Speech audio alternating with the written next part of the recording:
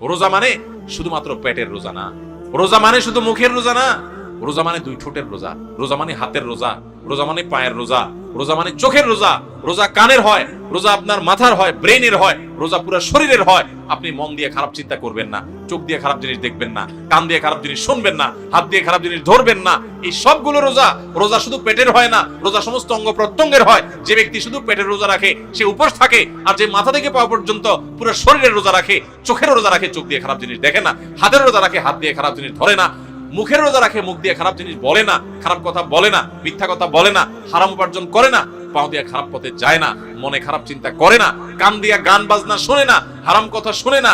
এই ব্যক্তি হলো আসল রোজাদার। এই ব্যক্তি শুধু পেটের রোজা রাখে নাই, সে মাথা থেকে পা পর্যন্ত পুরো শরীরের রোজা রাখছে। চেষ্টা করবো আমরা ইনশাআল্লাহ। আপনি পাক্কা নিয়ত করেন যে আমার জান যাক, জীবন যাক, আমি খারাপ পথে যাব না, আমি এই রমজান মাসটা ভালো পথে চলবো। যেই বন্ধুর কারণে খারাপ পথে যায় ওর সাথে কোনো যোগাযোগই করবো না, ওর সাথে সম্পর্ক ছিন্ন করে ফেলবো আল্লাহর জন্য।